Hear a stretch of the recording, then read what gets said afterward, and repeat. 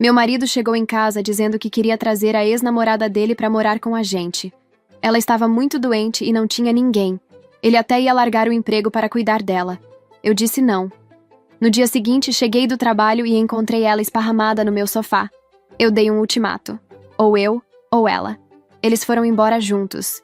Mas meses depois, ele perdeu muito mais do que um casamento de 5 anos. Fica comigo porque essa história vai te deixar sem fôlego. Eu sempre acreditei que construir um casamento sólido era como construir uma casa. Você precisa de fundações firmes, paredes fortes e um teto que proteja contra tempestades. Aos 34 anos, como professora universitária de literatura, eu entendia metáforas. O que eu não entendia era como uma estrutura que parecia tão sólida podia desmoronar tão rapidamente. Meu nome é Márcia, e esta é a história de como descobri que algumas pessoas são como cupins, devoram a madeira de dentro para fora, e quando você percebe o estrago, já é tarde demais. Conheci John quando eu tinha 28 anos, em uma conferência acadêmica em Boston. Ele trabalhava na área de vendas de uma empresa de tecnologia educacional, nada extraordinário, mas tinha um sorriso fácil e uma conversa envolvente. Enquanto namorávamos, ele parecia perfeito, atencioso, carinhoso, presente. Casamos 2 anos depois, e nossos gêmeos nasceram no ano seguinte. Lucas e Mateus transformaram minha vida de maneiras que eu nunca imaginei possível. Durante esses anos, achei que tivéssemos um bom casamento. Não perfeito, mas funcional. Eu ganhava mais que John, um pouco mais que o dobro, com minha posição na universidade e minhas publicações acadêmicas. John nunca pareceu se importar em ganhar menos que eu, mas também nunca se esforçou por uma promoção no trabalho ou procurar algo melhor. Morávamos no apartamento que herdei do meu pai, um lugar espaçoso em um bairro tranquilo. Eu arcava com as contas maiores como a babá, comida, plano de saúde, parcelas dos carros, seguro. E ele contribuía pagando conta de água, luz, gás, internet, telefone e coisas do tipo. Até a noite em que tudo mudou. Era uma quinta-feira de março, e eu estava corrigindo trabalhos dos meus alunos enquanto os gêmeos dormiam. John chegou em casa mais tarde que o normal, com aquela expressão que eu ainda não sabia reconhecer. Aquele olhar distante de alguém cujo coração está em outro lugar. Márcia, preciso te contar uma coisa, ele disse, sentando-se pesadamente no sofá. Fechei meu laptop e me virei para ele. O que aconteceu? Recebi uma ligação hoje, de um amigo de infância. Ele hesitou, passando as mãos pelo cabelo. Ele me contou que a Amber entrou em contato com ele. Amber. Eu conhecia esse nome. Era uma ex-namorada de colégio de John, aquela sobre quem ele ocasionalmente mencionava histórias nostálgicas. Eles namoraram por 10 anos, dos 15 aos 25, uma década inteira. Ela havia terminado com ele para ficar com outro homem, alguém bem-sucedido financeiramente, segundo John me contou uma vez, anos atrás, com aquele tom de quem ainda carregava uma ferida mal cicatrizada. O que tem a Amber? Perguntei, já sentindo um desconforto no estômago. Ela está doente, muito doente. Ele olhou para as próprias mãos. Insuficiência renal. Está fazendo diálise 3 vezes por semana. O casamento dela acabou há uns 2 anos, e agora ela se mudou para cá para fazer tratamento em um hospital especializado. Ele fez uma pausa, como se estivesse reunindo coragem para continuar. Ela está morando em uma pensão do outro lado da cidade, longe do hospital. Sabe como é? Um daqueles lugares baratos, meio caindo aos pedaços. Ela se afastou da família há anos, não tem amigos aqui e está completamente sozinha, Márcia. Completamente. Eu absorvi a informação lentamente. Isso é terrível. Realmente é. Mas por que você está me contando isso? Porque eu quero ajudar. Ele me olhou com aqueles olhos que pareciam sinceros. Ela precisa de apoio. Alguém que esteja lá para ela. As sessões de diálise são exaustivas e ela volta esgotada. E a viagem da pensão até o hospital leva mais de 1 hora. Ela mal consegue se manter em pé depois dos tratamentos. Eu sentia para onde aquilo estava indo, mas ainda assim esperei que ele dissesse algo diferente. Estava pensando... Ele hesitou, esfregando a nuca.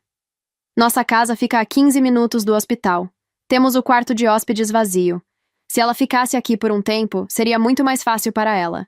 Economizaria dinheiro da pensão, que ela mal consegue pagar direito, e eu poderia levá-la aos tratamentos, ajudá-la quando precisasse. Seria temporário, é claro, só até ela melhorar. E ali estava, a primeira rachadura na fundação. Respirei fundo, tentando organizar meus pensamentos antes de responder. John, você pode ajudar de várias formas, eu disse cuidadosamente, escolhendo minhas palavras. Você pode contribuir financeiramente, ajudar a pagar uma pensão melhor e mais perto do hospital, ajudar com os custos do tratamento, contratar alguém para levá-la às sessões de diálise, mas trazê-la para morar aqui? Qual é o problema? É apenas o quarto de hóspedes, sempre está vazio. O problema não é o quarto de hóspedes, eu disse, sentindo minha voz ficar mais firme. O problema é que você quer trazer uma estranha para dentro da nossa casa. Uma ex-namorada com quem você se relacionou por 10 anos. Uma estranha para mim e para os nossos filhos. Temos 2 meninos pequenos aqui, John. Ela não é uma estranha. Eu a conheço. Você a conhece. Eu não. Lucas e Mateus também não. Eu posso trazer a Amber aqui para vocês conhecerem. Não, John. Olhei diretamente para ele. Você mal tem tempo para seus próprios filhos. Onde exatamente vai arrumar tempo para cuidar de uma pessoa doente? As sessões de diálise, os cuidados, tudo isso demanda presença constante. Ele não hesitou. Eu tiraria uma licença do trabalho, temporariamente, só até ela melhorar. Senti como se o chão tivesse sumido sob meus pés. Você o quê? Tiraria uma licença. Talvez até me afastaria por alguns meses. Ela precisa de alguém dedicado e eu posso ser essa pessoa. John, você está falando de largar seu emprego para cuidar da sua ex-namorada? Minha voz estava subindo agora, algo raro para mim. Enquanto eu sustento a casa sozinha? Enquanto nossos filhos precisam de você? Seria só temporário? Não! A palavra saiu mais forte do que eu pretendia. Não! Você não vai largar seu emprego. E eu definitivamente não vou financiar essa hospedagem como se nossa casa fosse um hotel para sua ex-namorada. A resposta é não, John. Sua expressão mudou completamente. Os olhos que pareciam tão sinceros segundos atrás agora estavam duros e frios. Você é incrivelmente insensível, ele disse, cada palavra deliberada. Uma pessoa está literalmente morrendo, e tudo o que você consegue pensar é em você mesma. Estou pensando na nossa família. Você está pensando na família nada. Está com ciúmes. Simples assim. Está insegura porque Amber sempre foi muito mais bonita que você, e você não aguenta a ideia dela estar perto. Acha que estou trazendo ela aqui porque quero reconquistá-la? As palavras me atingiram como um tapa físico. Fiquei em silêncio por um momento, processando o que ele tinha acabado de dizer. A crueldade gratuita. O ataque pessoal projetado para ferir. A discussão termina aqui, e a resposta é não. Eu disse friamente, cada palavra cristalina. Ponto final. Essa conversa acabou. Virei as costas e fui para o quarto, trancando a porta atrás de mim. Ouvi-o andar pela casa, batendo armários, murmurando coisas que não consegui, e não quis, entender. Achei que aquilo tinha terminado ali, que o meu não tinha sido claro o suficiente. Eu estava errada. No dia seguinte, tive que ficar até mais tarde na universidade. Uma reunião de departamento que se estendeu além do previsto. Cheguei em casa por volta das 7 da noite, cansada e ansiosa para ver meus filhos. O que encontrei me deixou congelada na entrada. Amber estava sentada no meu sofá. Não como uma visitante tímida ou uma pessoa doente precisando de ajuda. Ela estava recostada confortavelmente, com os pés descalços sobre a mesinha de centro, assistindo televisão como se fosse a dona do lugar. Havia uma mala grande ao lado do sofá e várias sacolas espalhadas pelo chão da sala. Lucas e Mateus estavam quietos no canto, brincando com blocos de montar, com aquela expressão que crianças têm quando sentem que algo está errado, mas não sabem explicar o quê. Olá, eu disse, minha voz saindo mais controlada do que eu me sentia. Amber mal olhou para mim. Oi, você deve ser a Márcia. Deve ser a Márcia. Como se houvesse dúvida sobre quem eu era na minha própria casa. Onde está o John? Perguntei. Foi ao mercado comprar algumas coisas para mim. Coisas que preciso para minha dieta. Disse que não ia demorar. Ela finalmente me olhou, com aquela avaliação fria que algumas mulheres fazem quando estão medindo a competição. Ele não te avisou? Peguei meu telefone. 3 chamadas perdidas e uma mensagem. Tive que tomar uma decisão. Conversamos quando você chegar em casa. Mamãe? Lucas se aproximou, puxando minha calça. Quem é ela? Antes que eu pudesse responder, Amber falou. Sou a amiga do seu pai, querido. Vou ficar aqui por um tempinho. Sua voz estava adocicada demais, artificial, e havia algo no jeito que ela olhou para meus filhos. Não com carinho ou interesse genuíno, mas como se fossem obstáculos inconvenientes. Lucas, Mateus, vão lavar as mãos para o jantar, eu disse calmamente. Mas a gente já jantou, Mateus respondeu. O papai pediu pizza. Pizza. Claro. Nenhuma tentativa de manter a rotina, a alimentação saudável que eu mantinha para eles. Então vão escovar os dentes e colocar os pijamas. Eles saíram correndo em direção ao corredor, felizes por escapar da tensão palpável na sala. Assim que estávamos sozinhas, virei-me para Amber. O que você está fazendo na minha casa? Ela arqueou uma sobrancelha, ainda não se movendo do sofá. John me convidou para morar aqui, e foi bem claro que eu seria muito bem-vinda. John não tem autoridade para convidar alguém para morar na minha casa. Bem, ela se espreguiçou lentamente, deliberadamente. Parece que você e John precisam resolver suas questões de comunicação. Enquanto isso, estou exausta da viagem e do tratamento de hoje. Onde fica o meu quarto? A audácia era impressionante, quase admirável, se não fosse tão ultrajante. Você não vai ficar tempo suficiente para precisar saber. Finalmente, algo mudou em sua expressão. Um lampejo de irritação atravessando aquela máscara de indiferença estudada. Olha, eu entendo que isso é estranho para você. Estranho? Soltei uma risada sem humor. Você invade minha casa sem minha permissão, trata meus filhos com desdém, age como se fosse a dona do lugar e acha que estranho cobre a situação? Eu não tratei ninguém com desdém. Imagina se tivesse. Ela se levantou e pela primeira vez a vi de pé.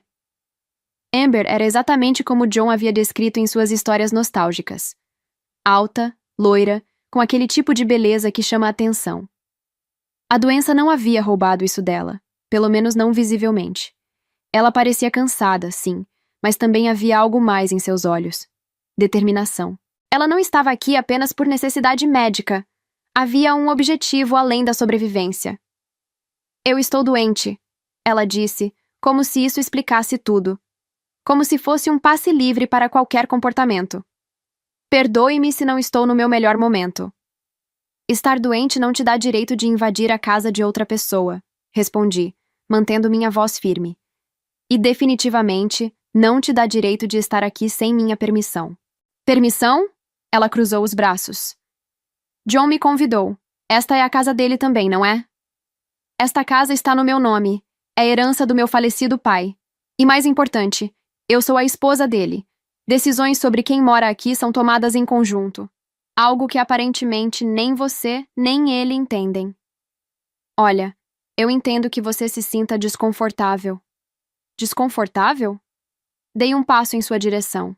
Você acha que é desconforto? Eu chego na minha casa e encontro uma estranha esparramada na minha sala como se fosse a dona do lugar. Você mal teve a decência de me olhar nos olhos para se apresentar. Seus olhos brilharam com algo. Raiva, talvez. Ou satisfação por ter conseguido me tirar do sério. Estranha. É assim que John me descreveu para você? Como alguém estranha para ele. Ela inclinou a cabeça, um sorriso pequeno nos lábios. Não me interessa como ele te descreveu. O que me interessa é que você entenda uma coisa muito claramente. Você não é bem-vinda aqui. Não importa o que John te disse. Não importa o que você precisa. Esta é a minha casa, e eu não dei permissão para você estar aqui. Você realmente é tão fria e insensível quanto ele disse. Amber balançou a cabeça como se estivesse desapontada. Uma pessoa está literalmente lutando para sobreviver, e tudo que você se importa é com seu pequeno território. Não transforme isso em algo sobre caráter. Isso é sobre respeito, sobre limites, sobre o fato de que você e John tomaram uma decisão que afeta diretamente a minha vida e a vida dos meus filhos, mesmo eu sendo totalmente contra. A porta da frente se abriu. John entrou carregando sacolas do mercado, parando no batente quando viu a cena. Márcia, você chegou. Sim, cheguei. Na minha casa. E encontrei uma surpresa. Ele colocou as sacolas no chão lentamente. Eu ia te ligar mais cedo. Você tomou uma decisão unilateral, eu disse, mantendo minha voz baixa mas firme, consciente das crianças no quarto, depois que eu deixei bem claro que a resposta era não. Amber não tinha para onde ir. A pensão a despejou hoje de manhã. Ela me ligou desesperada. E existem hotéis, abrigos, assistência social, 1000 opções que não envolvem desrespeitar sua esposa. Márcia, por favor, Amber começou. Não, eu a cortei sem tirar os olhos de John. Você não fala, você não tem voz aqui. Voltei minha atenção completamente para meu marido. John, ela sai. Agora. Eu disse cada palavra clara e deliberada. Ou vocês dois saem, e quando vocês saírem, eu vou ligar para meu advogado e pedir o divórcio. O silêncio que se seguiu foi pesado. John olhou entre mim e Amber, claramente calculando suas opções. Eu podia ver as engrenagens girando. Ele estava tentando encontrar um ângulo, uma forma de me fazer recuar. Márcia, vamos conversar com calma. Não, acabou o tempo de conversar. Você desrespeitou nosso casamento. Trouxe sua ex-namorada para dentro da minha casa depois que eu deixei bem claro que a resposta era não. Então agora você escolhe. Ela sai ou vocês dois saem. Você não pode me expulsar da minha própria casa. Esta não é sua casa, John. É a herança do meu pai, lembra? Você mora aqui porque é meu marido. Mas se você quer continuar sendo meu marido, ela sai. Agora. Amber colocou a mão no braço de John. John, talvez seja melhor. Não. Ele se virou para ela, pegando sua mão. Não, você não vai voltar para aquela situação horrível. Não depois de tudo. Meu estômago revirou ao ver a forma como ele olhava para ela. Com preocupação, com ternura, com tudo que havia desaparecido do jeito que ele olhava para mim. Então vocês dois saem, eu disse, minha voz surpreendentemente firme apesar do nó na garganta. John me encarou. Você está realmente fazendo isso? Escolhendo isso em vez de ter um pouco de compaixão? Você escolheu primeiro, John, no momento em que a colocou acima da sua família. Agora viva com sua escolha. Ele respirou fundo, mandíbula travada. Está bem, vamos sair. Mas você vai se arrepender disso, Márcia. Vou pedir pensão alimentícia. Vou lutar pelos meus direitos. Você não pode simplesmente me jogar fora como lixo. Pensão alimentícia? Quase ri. Você tem emprego, John. Tem 2 pés, 2 braços, capacidade de trabalhar. Por que diabos eu pagaria pensão para você? Porque você ganha mais. Significativamente mais. E eu tenho direitos como seu cônjuge. Então converse com seu advogado, e eu conversarei com o meu. Amber já estava pegando suas coisas, jogando roupas de volta nas sacolas, com movimentos rápidos. John foi para onde era o nosso quarto, provavelmente para pegar algumas de suas coisas. Fiquei ali na sala, tremendo, ouvindo o caos enquanto ele arrumava uma mala. Ouvi Lucas perguntar: Papai, aonde você vai? E a resposta evasiva de John: Papai precisa sair por um tempo, campeão. 15 minutos depois, eles estavam na porta. John com uma mala grande, Amber com suas sacolas. Isso não acabou, John disse. Acabou quando você escolheu ela em vez de nós. Respondi. Ele saiu sem mais palavras. A porta se fechou, e pela primeira vez em horas consegui respirar. Mas respirar não significava que estava bem. Fiquei ali parada no hall de entrada, olhando para a porta fechada, tentando processar o que tinha acabado de acontecer. Como foi tão fácil para ele? Como ele simplesmente escolheu? Sem hesitação real, sem luta verdadeira. 5 anos de casamento, 2 filhos, uma família construída juntos. E ele escolheu ela, em questão de segundos. Amber era tão importante assim para ele, tão inesquecível que, mesmo depois de uma década separados, mesmo depois de ela tê-lo largado por outro homem, mesmo depois de ele ter construído uma família comigo, ela ainda vinha em primeiro lugar? A pergunta que mais doía, a que eu não queria fazer, mas não conseguia evitar, martelava na minha cabeça. Eu sempre fui apenas a segunda opção? A mulher com quem ele se estabeleceu porque não podia ter aquela que realmente queria? O prêmio de consolação? Senti minhas pernas fraquejarem. Sentei no chão, abraçando meus joelhos, deixando as lágrimas finalmente caírem. Não lágrimas de perda, embora houvesse isso também, mas lágrimas de raiva, de humilhação, de perceber que talvez eu nunca tivesse sido o suficiente, que durante todos esses anos, enquanto eu construía uma família, criava nossos filhos, investia no nosso futuro, ele estava apenas esperando que um dia ela voltasse. E agora ela tinha voltado. E ele foi embora correndo. Como ele podia fazer isso com os meninos? Como podia simplesmente sair, escolher outra pessoa e achar que estava tudo bem, que eles não sentiriam, que não deixaria cicatrizes? Lucas e Mateus não pediram para nascer. Não pediram para ter um pai que os colocaria em segundo lugar, que escolheria outra mulher em vez de preservar a estabilidade deles.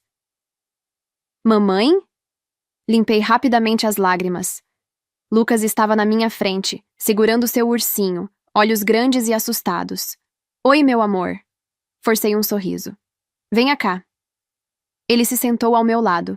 Mateus apareceu logo depois, sempre seguindo o irmão. O papai foi embora? Lucas perguntou com aquela voz pequena que partia meu coração. Sim, querido. O papai foi embora. Ele vai voltar? Respirei fundo. Como explicar isso para crianças de 3 anos? Como fazer com que entendessem sem destruir completamente a imagem que tinham do pai?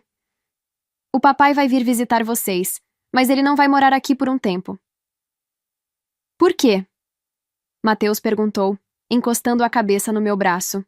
Porque às vezes adultos precisam viver em lugares diferentes, mas isso não significa que ele não ama vocês. Ele ama muito vocês. Mas ele não ama você? Lucas, sempre o mais perceptivo. A pergunta me atravessou como uma faca. O amor de adulto é complicado, meu bem. Às vezes ele muda, mas o amor do papai por vocês nunca vai mudar. E o meu amor por vocês é para sempre. Isso eu prometo. Aquela mulher vai ser nossa nova mamãe? Mateus perguntou, e pude ouvir o medo em sua voz. Não, amor. Você já tem uma mamãe. Eu. E ninguém nunca vai substituir isso. Ninguém. Abracei meus 2 meninos, sentindo-os se aconchegarem contra mim, pequenos e assustados, e precisando de segurança que só eu podia dar agora. E ali, sentada naquele degrau, com meus filhos nos meus braços, tomei uma decisão. John podia ter escolhido Amber. Podia ter decidido que ela era mais importante que sua família. Mas eu escolhia meus filhos. Escolhia nossa estabilidade. Escolhia protegê-los de um pai que os colocava em segundo lugar. E se isso significava guerra legal, brigas por custódia, batalhas por dinheiro, que assim fosse. Porque, diferente de John, eu sabia o que realmente era mais importante. E eu os estava abraçando. No dia seguinte de manhã, liguei para Jennifer Wolowitz. Preciso entrar com pedido de divórcio, eu disse sem rodeios. Houve uma pausa do outro lado da linha. Jennifer era uma advogada experiente, mas também era minha amiga. Ela conhecia John, tinha jantado em nossa casa, visto nossos filhos crescerem. Márcia, ela disse cuidadosamente, você tem certeza? Absoluta. Está bem, mas não vamos fazer isso por telefone. Você pode vir ao meu escritório? Hoje, se possível. Precisamos conversar adequadamente, e eu preciso de detalhes. Que horas? 10 da manhã? Estarei lá. O escritório de Jennifer ficava no centro, em um prédio corporativo elegante. A secretária me levou diretamente para a sala de Jennifer. Ela se levantou quando entrei, contornando a mesa para me abraçar. Sente-se, ela disse gentilmente, indicando as poltronas confortáveis perto da janela, em vez das cadeiras formais em frente à sua mesa. Quer café? Água? Água está ótimo. Ela serviu 2 copos de uma jarra de vidro e se sentou em frente a mim, pegando um bloco de anotações. Agora, ela disse, sua expressão mudando de amiga para advogada. Conte-me tudo, desde o começo. E eu contei, desde a primeira noite em que John mencionou Amber até a cena da noite anterior. Ele saindo com ela, escolhendo-a em vez da família, as malas, a frieza com que tomou a decisão. Jennifer fez anotações meticulosamente, seu rosto mantendo aquela expressão neutra e profissional que advogados aprendem a dominar. Mas ocasionalmente eu via um lampejo, raiva contida, descrença, até mesmo um suspiro de frustração. Quando terminei, ela colocou a caneta de lado e me olhou diretamente. Primeiro, preciso que você respire, ela disse. Você está fazendo a coisa certa ao procurar orientação legal agora. Segundo, preciso de informações financeiras. Tudo. Contas bancárias, investimentos, aposentadoria, dívidas. A casa é sua, né? Herança do meu pai. Exclusivamente no meu nome. O testamento é claro. Ótimo! Isso simplifica as coisas. E quanto à renda? Eu ganho um pouco mais que o dobro do que ele ganha. Ela ergueu as sobrancelhas. Isso também ajuda. Em casos de custódia, estabilidade financeira conta. Você tem fundos para os meninos? Sim. Poupança educacional que comecei quando eles nasceram. Está no meu nome, mas eu considerava como fundo para ambos contribuírem. Ele contribuiu? Fiz uma pausa pensando. Minimamente, talvez 5% do total. Vamos precisar de documentação de tudo. Extratos bancários, comprovantes de depósito. Se isso for para tribunal, precisamos provar a origem de cada centavo. Você acha que vai para o tribunal? Depende dele. Se ele for razoável, podemos fazer acordo. Se ele decidir ser difícil... Ela deixou a frase no ar. Você mencionou que ele está empregado agora? Sim, até onde eu ainda sei. Mas ele disse que ia tirar licença do trabalho para cuidar dela. Documente tudo. Ausências, mudanças de comportamento. Tudo. Pode ser relevante para a custódia. Custódia. A palavra me atingiu como um soco. Eu teria que lutar pela custódia dos meus próprios filhos? Como se lendo meus pensamentos, Jennifer continuou. Com base no que você me contou, eu não vejo um juiz dando custódia primária a ele. Especialmente considerando que a casa é sua renda é maior, e ele voluntariamente se ausentou para cuidar de outra pessoa. Mas precisamos estar preparadas para tudo. Ele disse que vai pedir pensão alimentícia. Jennifer parou de escrever e me olhou. Ele disse isso, é? Disse que vai lutar pelos direitos dele. Ela soltou uma risada curta e sem humor. Ele pode tentar, mas vamos analisar os fatos. Casamento de 5 anos, ambos empregados, disparidade de renda sim, mas não absurda. E mais importante, ele escolheu sair voluntariamente. Nenhum juiz vai olhar favoravelmente para um homem que abandonou sua família para cuidar da ex-namorada e depois pede que a esposa o sustente. Então ele não consegue? Extremamente improvável, mas ele pode pedir, e teremos que responder. Prepare-se para isso ser sujo, Márcia. Ele vai tentar encontrar ângulos. Vai tentar pintar você como vilã. É assim que funciona. Assenti, sentindo o peso de tudo isso se instalando. Uma última coisa, Jennifer disse, sua voz ficando mais suave. Como você está, emocionalmente? A pergunta me pegou desprevenida. Eu estava tão focada em sobreviver, em proteger meus filhos, em tomar decisões práticas, que não havia parado para processar como realmente me sentia. Eu... não sei, admiti. Com raiva, triste, aliviada, estranhamente, humilhada. Humilhada? Por ter sido a segunda opção durante todo esse tempo e não ter percebido.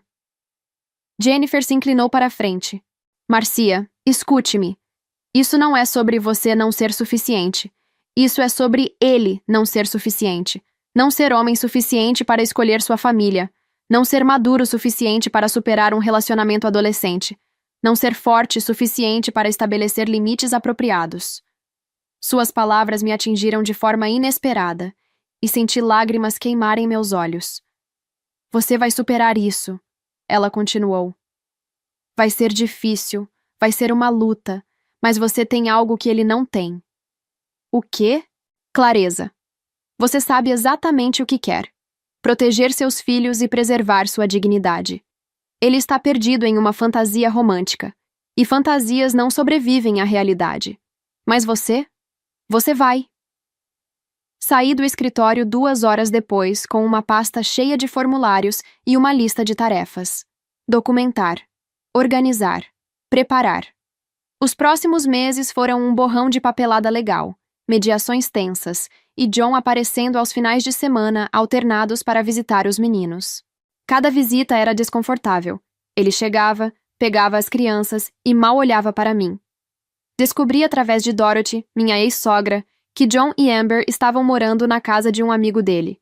Kevin, O mesmo amigo que havia reconectado John com Amber quando ela voltou para a cidade. Segundo Dorothy, Kevin tinha generosamente oferecido seu porão reformado para eles ficarem temporariamente, enquanto Amber se recuperava, e John reorganizava sua vida.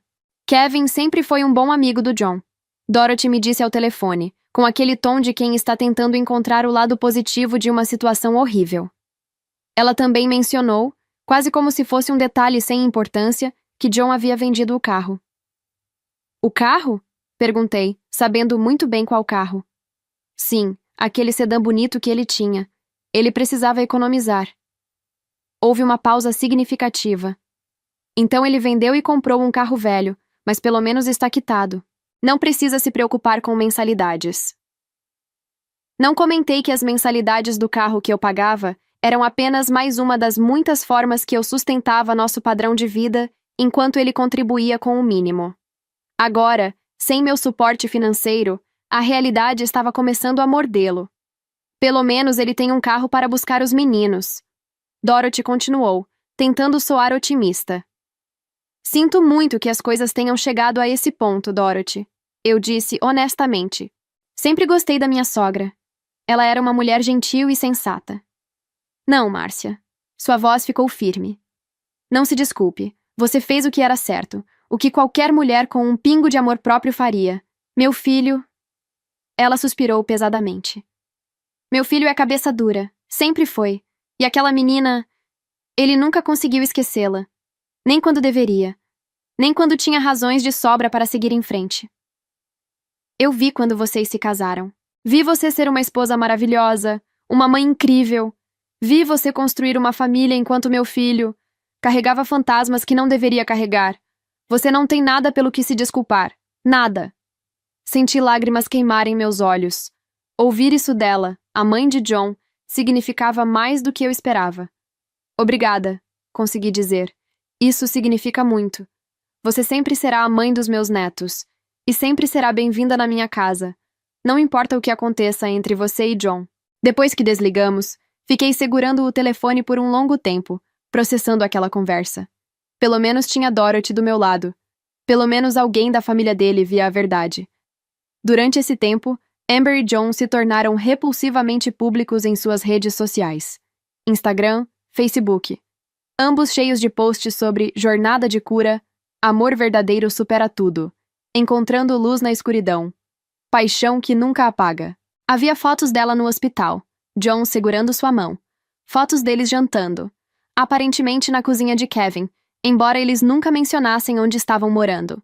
Fotos dela se recuperando com ele ao lado. E nas legendas, indiretas não tão indiretas. Às vezes, a insegurança de uma pessoa abre caminho para o verdadeiro amor encontrar seu caminho de volta. Grata quando obstáculos se removem sozinhos e você pode finalmente estar com quem sempre deveria estar. Algumas pessoas lutam contra o destino, outras apenas assistem enquanto ele se cumpre. Quando alguém te ama de verdade, nenhuma barreira é grande demais, nem mesmo um anel no dedo. Engraçado como as pessoas que gritam mais alto sobre limites são as mais inseguras sobre perder o que nunca foi realmente delas. Minha irmã me mostrou um post particularmente venenoso que Amber havia compartilhado. Um daqueles memes sobre mulheres inseguras versus mulheres confiantes. A mensagem era clara. Não olhe mais, minha irmã disse, tirando o telefone da minha mão. Eles querem uma reação. Não dê a eles essa satisfação. Mas era difícil não olhar. Difícil não ver John, o homem que foi meu marido, pai dos meus filhos, construindo uma narrativa pública onde eu era a vilã, e eles eram os heróis românticos de uma história de amor superando adversidades. Foi em uma tarde de sábado, 3 meses após a separação, que ele chegou para buscar os meninos com aquele brilho estranho nos olhos novamente. Aquela expressão febril que eu tinha aprendido a reconhecer, ele estava prestes a me contar algo que sabia que me machucaria. Preciso te contar uma novidade, ele disse, enquanto Lucas e Mateus colocavam os sapatos. Cruzei os braços, mantendo distância segura. O quê? Amber finalmente vai se curar. Ele sorriu, aquele sorriso largo e genuíno que eu não via há meses. Encontramos um doador compatível. A cirurgia está marcada para o próximo mês. Isso é bom, consegui dizer, embora algo em seu tom me deixasse alerta. Ela conseguiu subir na lista? Não precisou. Ele me olhou diretamente, e havia algo triunfante em sua expressão. O doador sou eu. Senti como se o chão tivesse sumido sob meus pés. Você? Sim. Fiz os testes de compatibilidade há algumas semanas. E Márcia? Ele praticamente brilhava agora. É perfeito. Compatibilidade total. Sabe o quão raro isso é? Entre pessoas que não são parentes? É praticamente um milagre. Um sinal. Um sinal. Repeti, minha voz saindo mais fraca do que eu pretendia. Sim, do universo, do destino, de que Amber e eu devemos ficar juntos, que nunca deveríamos ter nos separado. Ele se aproximou um passo, como se estivesse compartilhando um segredo maravilhoso. Nós vamos nos casar, depois da cirurgia, quando ela estiver recuperada. Já estamos planejando tudo. A realidade do que ele estava dizendo finalmente me atingiu completamente. John, você não pode fazer isso. Já está decidido. A cirurgia já está marcada. Você tem 2 filhos pequenos, John. Minha voz subiu, e tive que me lembrar de que Lucas e Mateus estavam ali. Respirei fundo, forçando-me a ficar calma. Você não parou para pensar nos seus filhos? E se o Lucas ou o Mateus precisarem de um rim no futuro e você não puder doar porque já deu o seu para outra pessoa? Os médicos dizem que as chances disso acontecer são mínimas. Mínimas não é zero, John. Você está apostando a saúde futura dos seus filhos. Estou salvando a vida da mulher que amo. Sua voz também subiu agora. A mulher que sempre amei, Márcia. Sempre. Mesmo quando estava com você, mesmo quando tivemos os meninos. Era ela. Sempre foi ela. As palavras me cortaram mais profundamente do que esperava. Mesmo sabendo, mesmo tendo suspeitado, ouvir em voz alta era diferente. Então por que se casou comigo? A pergunta saiu antes que eu pudesse segurá-la. Ele hesitou, e naquele silêncio encontrei minha resposta. Não importa, eu disse rapidamente, não querendo realmente ouvir a verdade. O que importa é que você está tomando uma decisão irresponsável. Uma decisão que pode afetar seus filhos. Você entende isso? Entendo que pela primeira vez na minha vida, estou fazendo algo que realmente importa. Algo maior que eu. Seus olhos estavam febris agora, brilhando com convicção fanática. A compatibilidade perfeita, Márcia. Você sabe o que isso significa? É destino. É o universo dizendo que eu e Amber pertencemos um ao outro, que eu deveria estar salvando ela, não vivendo uma vida que nunca foi realmente minha. Uma vida que nunca foi realmente sua, repeti devagar. Seus filhos, sua família, nada disso era real para você? Não foi o que eu quis dizer. Foi exatamente o que você quis dizer. Olhei para ele. Realmente olhei. E vi um estranho. Alguém tão perdido em sua própria narrativa romântica que não conseguia ver a destruição que estava causando. Você está tão obcecado com essa ideia de destino e amor verdadeiro que está disposto a arriscar tudo. Sua saúde, o futuro dos seus filhos, sua integridade. Você nunca vai entender, ele disse, balançando a cabeça. Porque você nunca amou ninguém assim de verdade.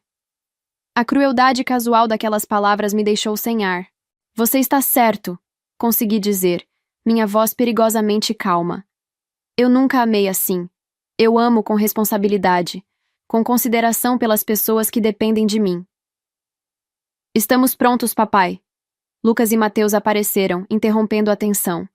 John imediatamente mudou de expressão, sorrindo para os filhos. Ótimo, meus campeões. Vamos ter um fim de semana incrível. Entreguei as mochilas dos meninos, observando-os se dirigirem ao carro velho que John havia comprado. Antes de entrar, ele se virou para mim uma última vez. A cirurgia é no próximo mês. Provavelmente ficarei algumas semanas sem ver os meninos. John, pense direito. Está decidido, Márcia. Nada que você diga vai mudar isso. E ele entrou no carro, levando nossos filhos para mais um fim de semana, onde provavelmente passariam tempo com Amber, a mulher pela qual o pai deles estava prestes a sacrificar um órgão vital. Fiquei na porta por um longo tempo depois que eles partiram, processando tudo. Meu ex-marido ia doar um rim para sua ex-namorada. Ia casar com ela. Ia construir uma vida completamente nova, baseada em alguma crença delirante de que compatibilidade de órgãos era prova de destino romântico. E eu estava sendo processada por pensão alimentícia por um homem desempregado que havia escolhido abandonar seu trabalho para cuidar de outra mulher. Ele não vai conseguir a pensão, Jennifer me assegurou na nossa próxima reunião.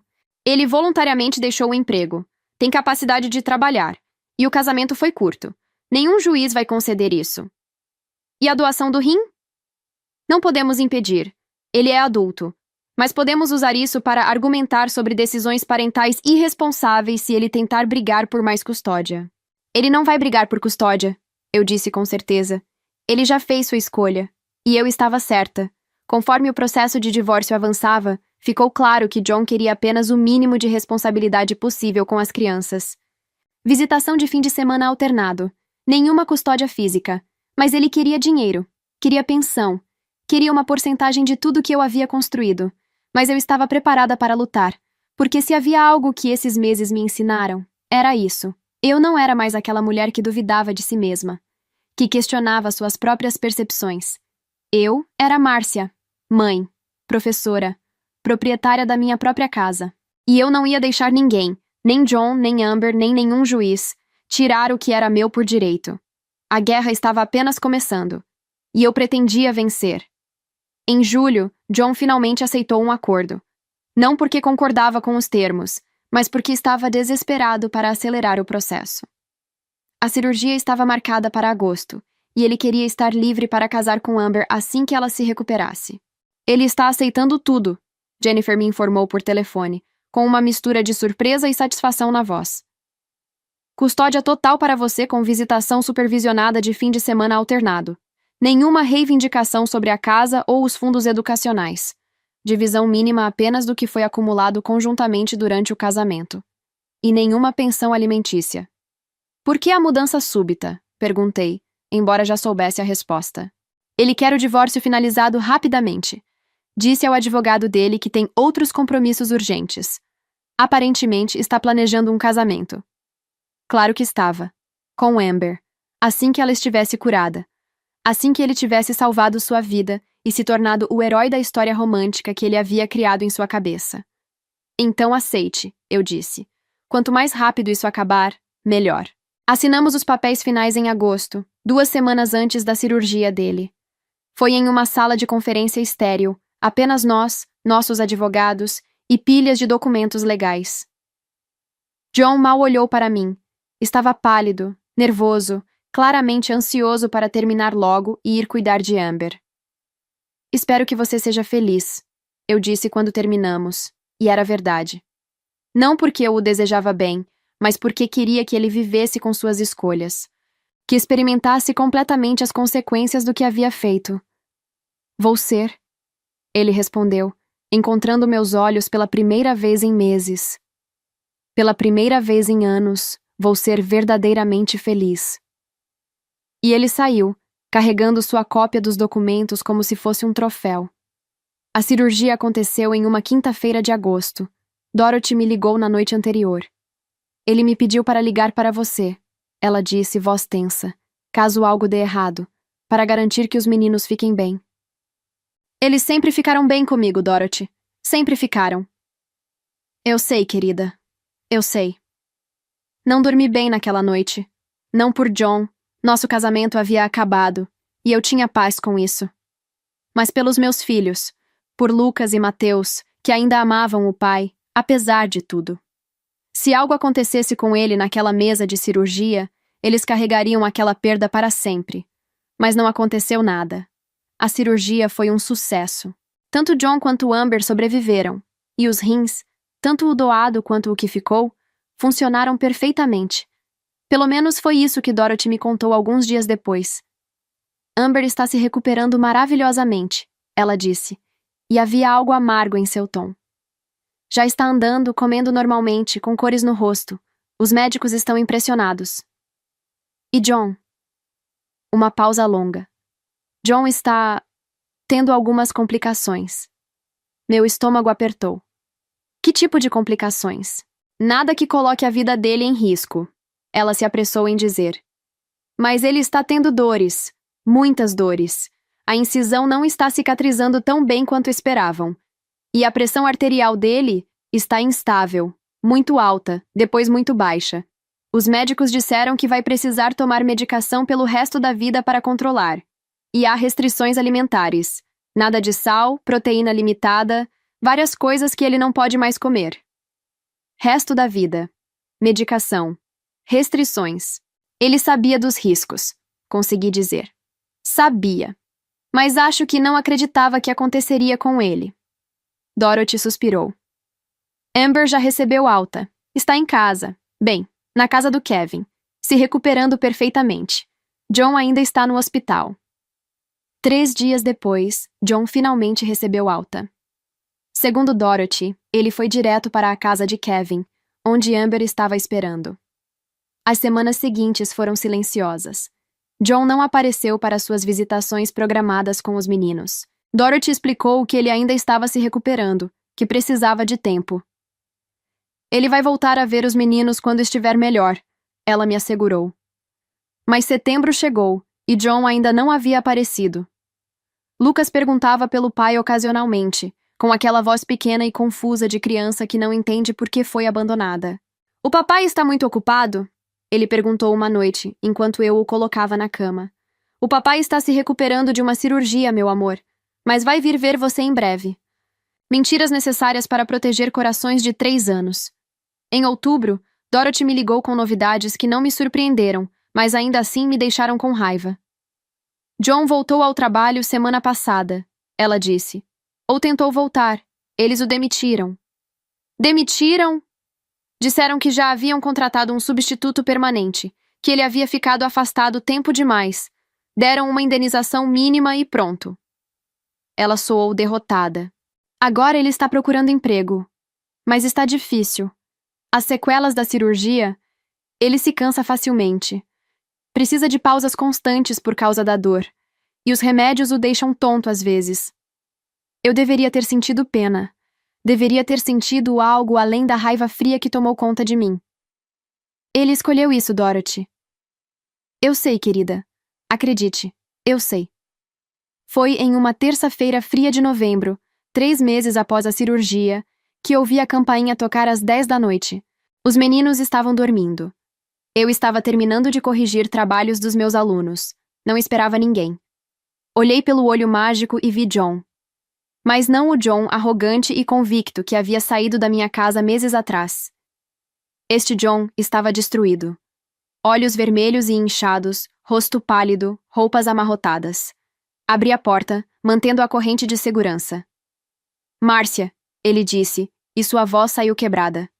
Por favor, preciso falar com você.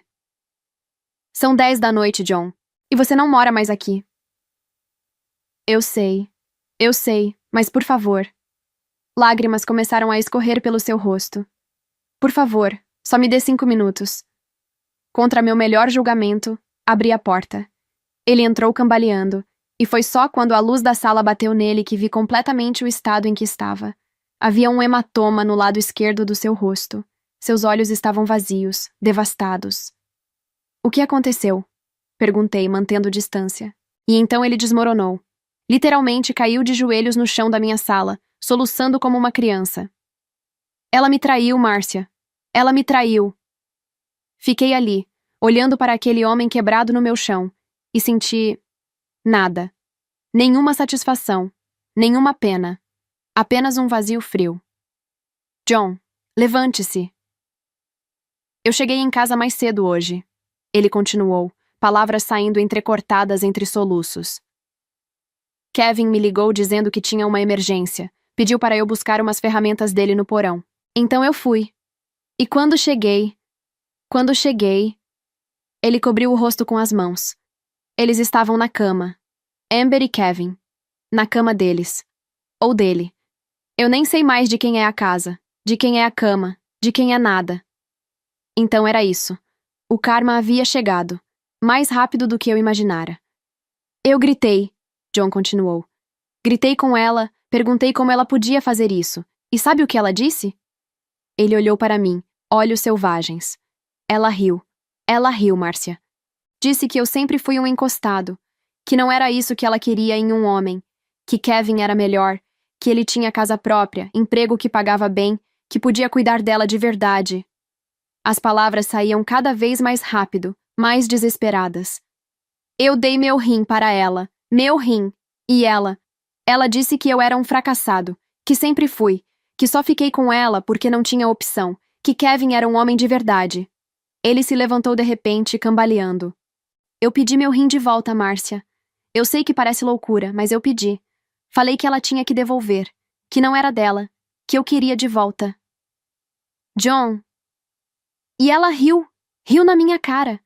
Disse que além de fracassado eu era idiota, que órgão não se devolve como roupa emprestada, que aquele rim era dela agora para sempre e que eu nunca mais ia ter de volta. Lágrimas escorriam desenfreadamente pelo seu rosto agora. Kevin tentou se justificar. Disse que aconteceu, que ela começou a dar em cima dele e ele não resistiu. Como se isso fizesse diferença. Como se isso tornasse tudo bem. E então? Perguntei calmamente, olhando para o hematoma no seu rosto. Eu bati nele. John tocou o próprio rosto.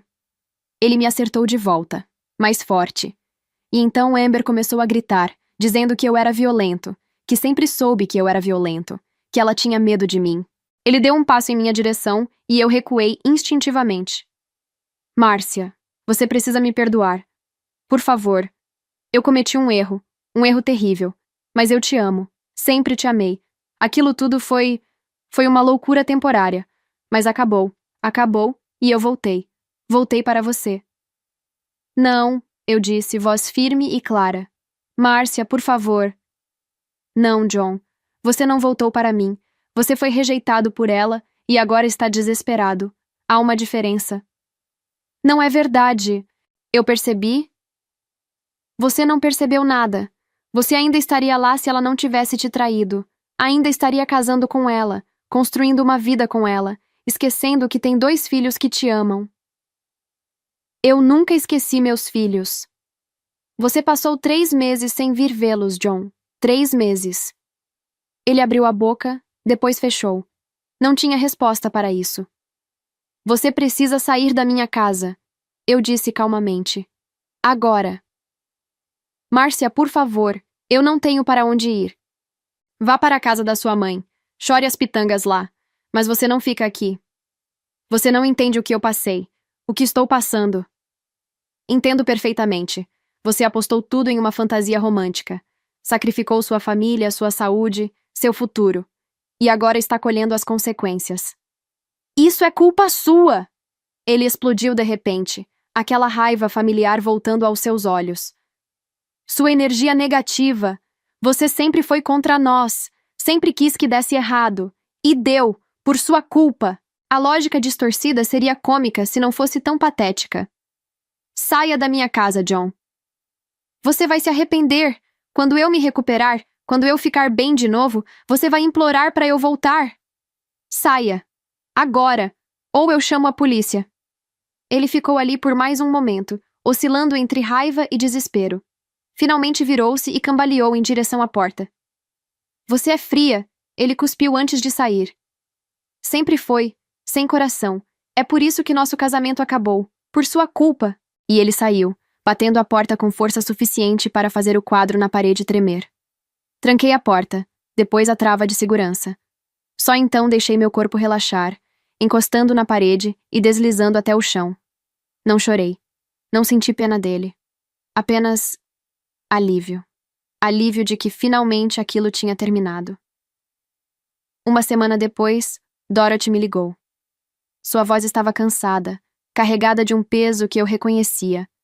O peso de amar alguém que tomou decisões terríveis. John está aqui comigo. Está trancado no quarto há dias, chorando. Mal come e mal fala. Dorothy. Eu sei o que você vai dizer. Que ele escolheu isso. Que colheu o que plantou. E você está certa. Mas ele é meu filho, e está quebrado. Fiquei em silêncio, deixando-a continuar. Kevin não fez boletim de ocorrência pela agressão. Achei que você gostaria de saber. E ele expulsou Amber da casa dele no mesmo dia. Ela voltou para onde vivia antes? Parece que sim. Não sei exatamente o que ela está fazendo, mas ainda bem que está bem longe de John. Dorothy suspirou pesadamente. John está destruído, sem esposa, sem namorada, sem amigo, sem rim, com sequelas que vão durar o resto da vida, tomando remédios todos os dias, com restrições alimentares, dor constante, e sem emprego. Agora com essas limitações físicas que tem. Ela fez uma pausa longa. Ele está arrependido, Márcia. Verdadeiramente arrependido. Mas eu disse a ele, e vou dizer a você, que agora é tarde para chorar pelo leite derramado. Obrigada por me contar, Dorothy. Os meninos perguntam por ele? Às vezes, mas cada vez menos. Isso parte meu coração, mas meu filho fez isso consigo mesmo. Sua voz quebrou um pouco. Meu filho destruiu tudo que tinha de bom na vida por uma fantasia do passado. E agora está pagando o preço. Dorothy, você não tem culpa. Eu sei. Mas ainda dói. Ver seu filho sofrer, mesmo quando é por escolha própria, ainda dói. Conversamos por mais alguns minutos antes de desligar. Fiquei olhando para o telefone por um longo tempo depois, processando tudo. 2 semanas depois, em uma manhã ensolarada de domingo, sentei-me no sofá com uma xícara de café, enquanto Lucas e Mateus brincavam na sala. Eles estavam rindo, construindo torres com blocos de montar, completamente alheios a todo o drama que havia acontecido nos últimos meses. O apartamento estava silencioso, exceto pelas risadas deles. Aquele silêncio costumava me assustar, o silêncio de estar sozinha, de ser a única adulta responsável por tudo. Mas agora era pacífico, reconfortante. Eu me sentia em paz. Mamãe, olha como ficou alta! Mateus gritou, apontando para a torre que ele e Lucas tinham construído. Está linda, eu disse sorrindo. A torre mais bonita que já vi. É tão alta quanto você, mamãe. Lucas adicionou mais um bloco no topo. Observei meus filhos brincarem, suas risadas preenchendo cada canto daquele apartamento que era só nosso. As paredes que meu pai havia me deixado. O lar que eu havia protegido. O espaço seguro que eu havia preservado para meus meninos. Mamãe? Mateus se aproximou, encostando a cabeça no meu braço. Você está feliz? A pergunta me pegou desprevenida. Como assim, meu amor? Você sorri mais agora. Antes você não sorria tanto. Lucas se juntou a nós no sofá, aconchegando-se do outro lado. É verdade, você está diferente. Abracei meus 2 meninos, sentindo o peso reconfortante deles contra mim, o cheiro de shampoo infantil e blocos de plástico. Vamos fazer panquecas? Sugeri, e os meninos pularam animados. Enquanto os levava para a cozinha, suas mãozinhas segurando as minhas, pensei em tudo que havia acontecido nos últimos meses. John havia apostado tudo em uma fantasia. Sacrificou sua família, sua saúde, seu futuro. E perdeu tudo. Amber conseguiu o que queria. Um rim, uma recuperação completa. E seguiu em frente sem olhar para trás, como sempre fez. E eu? Eu tinha meus filhos, minha casa, minha paz, minha dignidade intacta. Não havia satisfação sádica nisso. Não havia alegria em ver John quebrado. Apenas alívio. Alívio de estar livre. De não precisar mais duvidar de mim mesma. De não precisar mais questionar se estava sendo fria. Eu estava certa desde o início. Meus instintos estavam certos. Meus limites eram válidos. E agora estava livre para viver sem aquele peso. Mamãe, posso colocar chocolate nas panquecas? Lucas perguntou, tirando-me dos pensamentos. Pode sim, meu amor. E enquanto preparava o café da manhã com meus filhos ao meu redor, rindo e fazendo bagunça, percebi que não precisava chamar isso de justiça. Isso era apenas a vida. Minha vida, finalmente só minha. E ela era muito boa. Muito obrigada por ter me acompanhado nessa jornada. Se essa história tocou você de alguma forma, deixa um like aqui embaixo. Isso ajuda demais o canal a crescer e alcançar mais pessoas que precisam ouvir histórias como essa. E se inscreve no canal porque tem muito mais histórias boas por aqui, viu? Um beijo no coração de cada um de vocês e até o próximo vídeo.